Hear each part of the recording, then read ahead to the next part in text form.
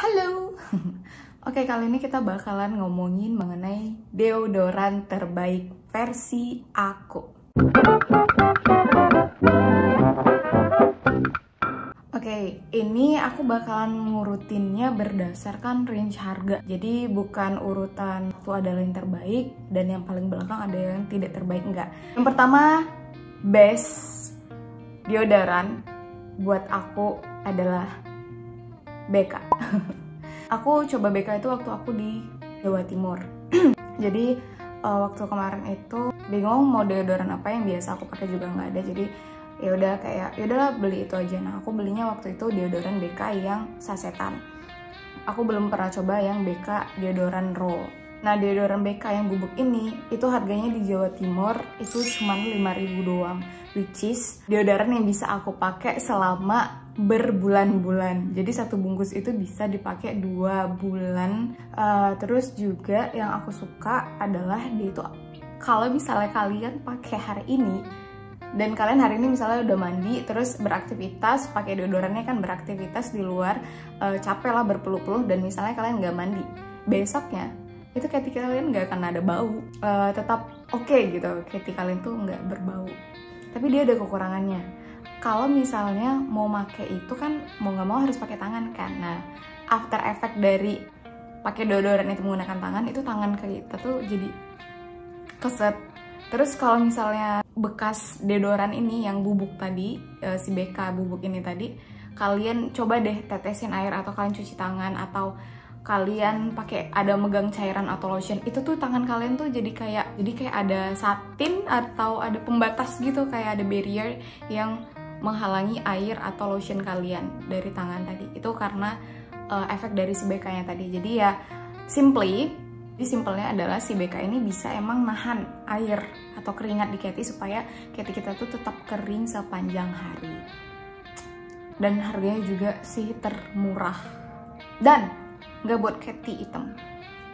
Deodoran kedua adalah Nivea. Nivea ini deodoran yang cukup lama juga aku pakai. Dia nggak buat keti hitam, aroma tubuh aku jadi enak, harganya murah, dan lebih gampang nyarinya di mana aja. Tapi kekurangannya adalah satu, dia itu lama menyerap di kulit kita. Jadi ketika pakai si Nivea ini mau nggak mau aku kayak ya harus tunggu kering lah, karena nggak enak kan pakai pakaian keti masih basah gitu bekas si deodorannya. Jadi ya itulah salah satu kekurangannya. Itu harganya sekitar 20 ribuan. Teman-teman bisa beli di Alfamart, Indomaret, dimanapun itu lebih mudah nyarinya. Oke, deodoran ketiga adalah Rexona Cream yang Sakura. Aromanya tuh aku pernah coba yang Sakura yang apa tuh, dia kalau nggak salah ada 2 atau 3 varian. Aku udah coba 2 varian, tapi yang paling sering aku pakai itu adalah Sakura karena yang paling available di mana aja gitu.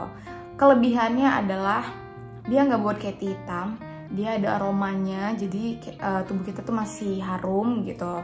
Jadi kalau misalnya kayak bergerak ya harum ketinya gitu, badannya tuh ada aroma harumnya. Yang ketiga, dia cepat menyerapnya, jadi dia nggak becek gitu di keti kita tuh nggak becek. Terus kekurangannya aku adalah nggak sukanya gimana ya, segala sesuatu deodoran yang menggunakan tangan tuh agak males gitu kan. Enaknya yang praktis doang, kayak roll ya udah tinggal nyapu, tinggal usapin di keti gitu. Nah, kalau misalnya krim atau bubuk gitu kan mau nggak mau ya harus pakai tangan kan. Nah, itu sih kekurangannya yang aku nggak terlalu suka. Ya menurut aku harganya 20-an ribu seingat aku, dan itu masih affordable dan itu bisa menjadi alternatif ketika deodoran. Mungkin kalian pakai deodoran mahal yang susah dicari kan, jadi itu masih bisa jadi alternatif yang bisa digunakan gitu. Deodoran keempat adalah GH bukannya namanya adalah GH atau bahasa Inggris ya GNH. Jadi itu adalah salah satu deodoran yang paling mahal yang pernah aku coba. Itu harganya waktu pertama kali aku beli, aku coba itu aku belinya di apotek sekitar 150.000 atau 100.000, aku lupa 100 atau 150.000. Aku belinya di apotek, tapi itu super duper debak. Kenapa? Yang pertama, dia itu kan sebenarnya gede kan, lumayan gede. Jadi pemakaian itu tuh bisa 4 bulanan, 5 bulanan lah kalau aku. Kemudian juga enaknya adalah dia itu cepat menyerapnya. yang kemudian dia kayaknya ya nggak ada kandungan perfume, jadi nggak beraroma.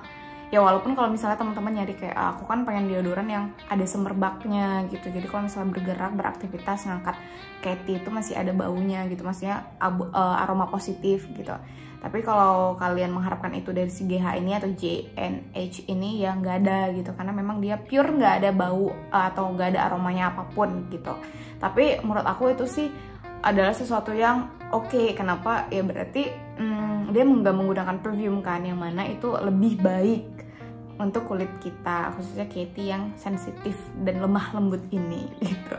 Yang aku suka lagi adalah itu tuh kayak efeknya si BK tadi. Jadi kalau misalnya kalian hari ini udah beraktivitas dengan deodoran GH ini, terus besok kalian nggak mandi, ya besoknya lagi kalian nggak mandi, ya tetap nggak ada bau apapun gitu, tetap nggak bau apapun.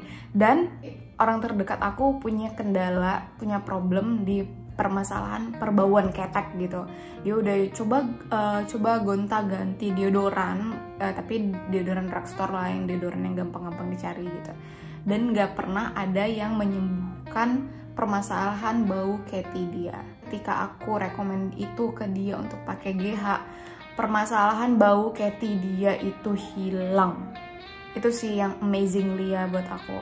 Dan orang terdekat aku ini mau ganti deodoran yang lain juga nggak cocok gitu, karena kalau misalnya ganti jadi beraroma lagi tubuhnya, ada bau Katy gitu nggak enak. Nah ketika pakai GH ini nggak sama sekali ya, walaupun harganya cenderung mahal, tapi ketika beli di online aku dapet tuh harganya di 78.000, jadi lebih affordable lah kalau menggunakan kalau belinya di online gitu. Oke, next yang kelima adalah, ini bukan deodoran sih ini bukan deodoran.